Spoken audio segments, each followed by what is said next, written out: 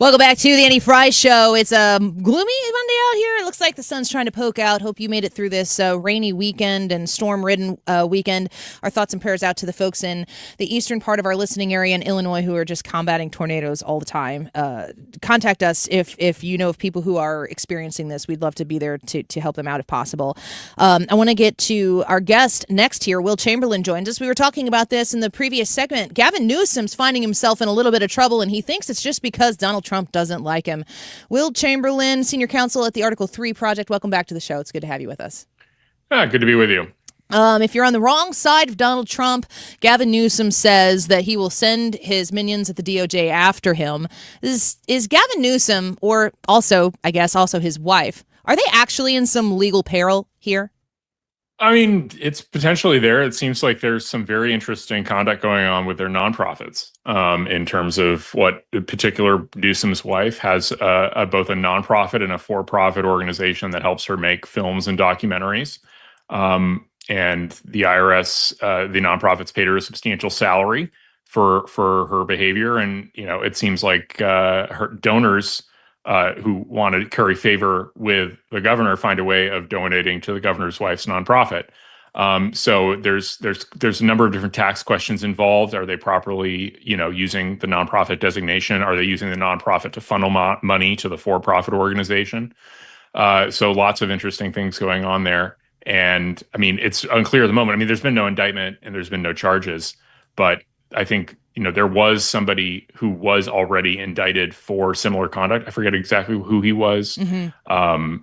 Gavin Williamson, I believe was his name. But he was, Dana Williamson, who's the former Newsom chief of staff. And he was indicted in November 2025 on charges related to funneling money from a dormant campaign account to herself. So perhaps they have somebody who's kind of giving the federal government what they need on the rest of the criminality going on in California. Yeah, I find it interesting that Gavin Newsom has been very much so on the out front with this. He's been trying to set the narrative on the story and definitely couch the whole investigation into a political hit job from President Trump, because President Trump is threatened by potentially Newsom's run for the presidency himself. Do you feel as though, just kind of more broadly speaking, we can speak specifically about the Newsom investigation, but more broadly, compare notes on the Biden Department of Justice and the Trump Department of Justice? Is it going both ways, a little bit of investigating your political opponents with each Department of Justice? Is this a fair fight right now?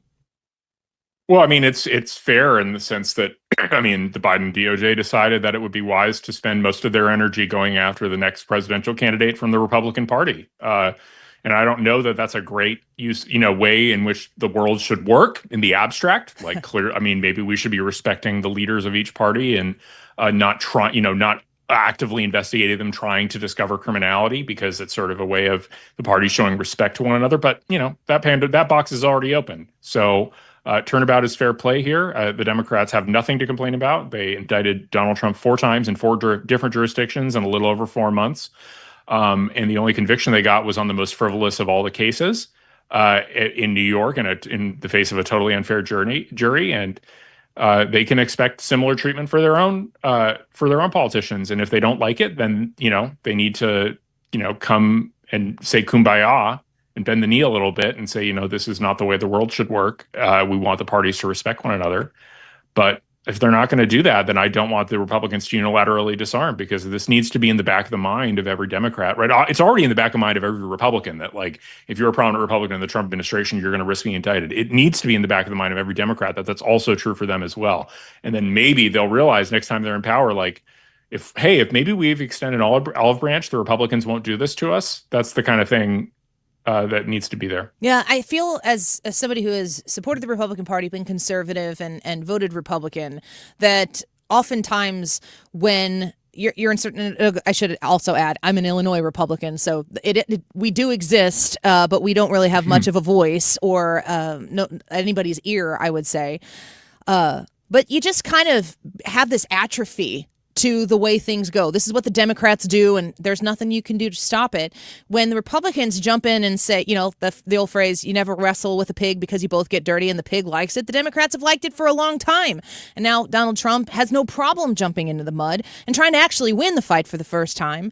I don't know how we get out of the pigsty here. I don't know that it will happen. I kind of fear what might have to happen in order to make that be the case. But the Democrats do not seem to know what to do when the Republicans jump in, redistricting or, the gerrymandering game, this type of fraud investigation, using the Department of Justice to uncover things that exist. It seems as though the Democrats don't have an answer to it other than to convict in the court of public opinion the Republicans for doing what they wrote the script for themselves. Yeah, it really will require, I think, it'll have to be after Trump that this happens, right? I think the left is just, the guy drives the left insane to a degree that they just, look at what's happening with the reflecting pool. The left is so incapable of just letting the guy be and just letting him achieve anything that it's like, no, we have to literally rip apart the reflecting pool and destroy, first we complained about how much money it took to reseal it. And then we're going to actively go out and destroy the sealant. So we have to spend more money to fix it because God forbid President Trump do anything that works, right? It's cognitive dissonance that a certain segment of the left cannot cope with. And so I feel like that's, until we get past Trump, maybe that'll improve with the next Republican president. Maybe. I wouldn't be so sure. Maybe they'll be relieved that he's not Donald Trump, and so they'll just relax a little bit. But maybe not. Also, I wouldn't rely on the Democrats getting over this. But, I hope we eventually get there. And again, to be clear, this is not a criticism of Trump at all. I feel like the Democrats just are totally responsible for their own emotional reaction to Donald Trump. The guy's president, and he's been dominating our politics for a decade. Get over it. Entirely. And he was the fighter that I would say we as a party needed, but I don't think it can be denied he's the fighter that the country needed. Where we would be right now while we're negotiating whatever sort of peace deal is taking place in Iran right now, to think about Kamala Harris having the opportunity, or God forbid Joe Biden goes for a second term. The contrast between these two parties, what they both have to offer, is so starkly different. You've seen these polls, I'm sure, but especially younger men in the United States of America are starting to be much more politically outwardly right-leaning. I don't know if they're far right-wing, but just to be able to observe myself as a 42-year-old woman, my son being 16 and noticing that those guys in college, they'll wear a MAGA hat, or they'll be proud. They'll be outward with their pride for America. That's kind of weirdly, trendy and maybe counterculture in a way that I'm very excited to be raising my children in. Do you attribute that also? Is it directly related to President Donald Trump? Yeah, I think that's true. And you see the stats of how many Democrats are proud to be American. It's a trivial number at this point, something like 25%. Yeah. Which is pathetic. Republicans don't stop being proud to be American just because a Democrat got elected. Get over yourselves. But they can't do it. And I think it's just going to get worse and worse. Also, as the center of the party moves further and further left, and the elites of the party become more and more third worldist, the Zoran Mamdanis of the world. You'll notice when Zoran Mamdani was out there wearing uniforms for the World Cup, he didn't have a United States uniform. He had a New York City uniform. Because God forbid Zoran Mamdani root for the United States, the country he naturalized to and pledged his loyalty to 5 years ago. But no, he can't, because he actually isn't loyal to the country. He's a loyal servant of global communism, basically, or whatever it resembles now. The Which DSA is diametrically opposed to American greatness. You can't be for both at the same time.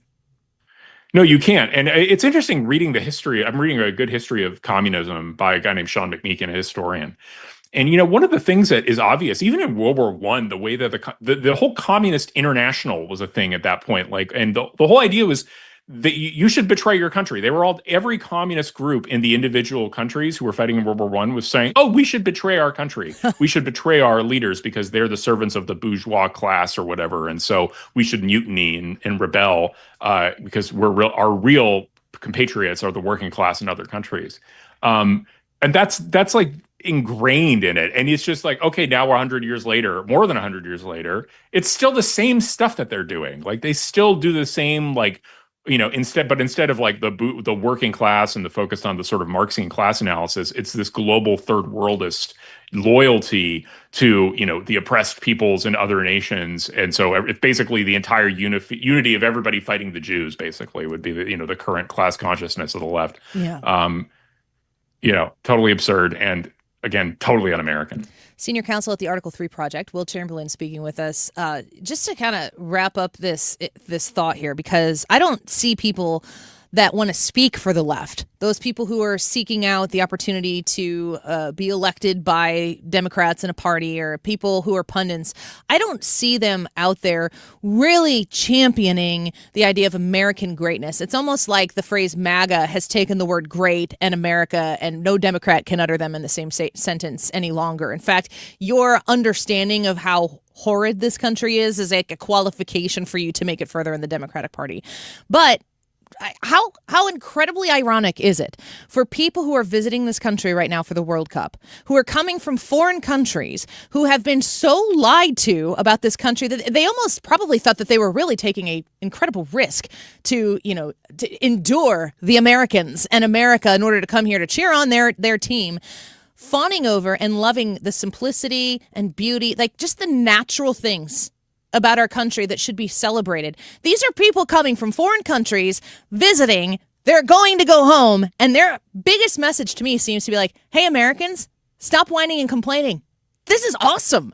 How ironic that like visitors, foreign visitors, are the ones to remind everyday Americans, you got it so great here. Yeah, I think it is striking, and it's a good reminder of, when all the talk about affordability, we're actually extremely affluent. And we're a lot wealthier than the Europeans now, in terms of, and even, you just look at in Europe, the suburbia is just as cramped as the cities, if not, and they don't recognize us. Like, you actually look at the average house size, it's like half of what we have. They're just a lot less wealthy because their economy is a lot less functional. And it's the socialists and communists look at Europe and are like, no, we need to do that. We all need to be much, much poorer. It's like, no, actually, I kind of like that we're all pretty wealthy here. It makes life pretty easy for the vast majority of Americans. And, obviously there are things to fix, and, we have to worry, there's job concerns in terms of how much we're exporting overseas. But overall, like, we're a really wealthy country, and, we're dominant technologically. We have all the dominant tech companies. All Europe can do is regulate us and try and tax our companies. That's all they can do. So, it's good to see a reminder that actually our country is really awesome. And, Europeans just being shocked at like how affluent we are is a really good reminder of that. Yeah. I continue to hear them speak of the things that we deal with every day without thinking about them as luxuries here. And you listen to them say that and you think, okay, maybe I could be a little more appreciative about it. But who lied to these people? Where did they get such a consistent message delivered to them about Americans, the people, but also the place? Who contrived such a consistent message that when they come here, they're so shocked at what life really is like in the United States of America? I think it's their own governments and the sort of liberal cultural elites in our countries, right? Their own governments want to do that to like make sure that their people are happy with, degrowth and stagnation. Our liberals want to do that because they don't like our country, so they want to say that America is just crappy and Europe is so much better. And I think Europeans, we're used to being tourists to Europe because Europe is sort of the, it's the origins of Western civilization are all in Europe. So the tourism there is incredible. And in a sense, Europe has just become a theme park for Americans. It's one way to look at the entire continent at this point.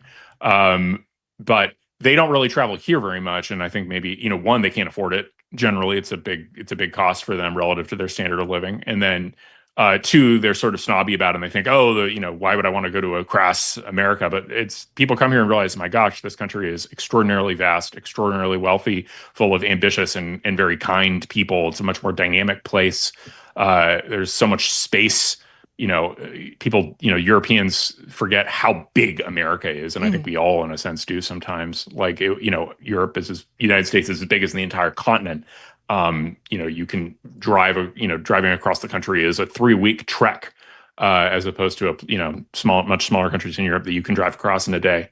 So it's there's a lot to be grateful for our country, and a lot to appreciate. Yeah, it's a blessing that we're able to consume all of this content coming from these people visiting for the World Cup. I couldn't think of it going any better for the United States, really, in retrospect.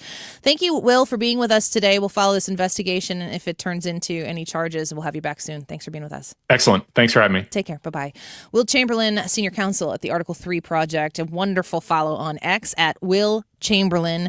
Must go follow him there. He's got great takes on all of the latest, especially the legal stuff, but just really good common sense content on his X profile at Will Chamberlain. Article3project.org if you want to learn more about the organization. We're going to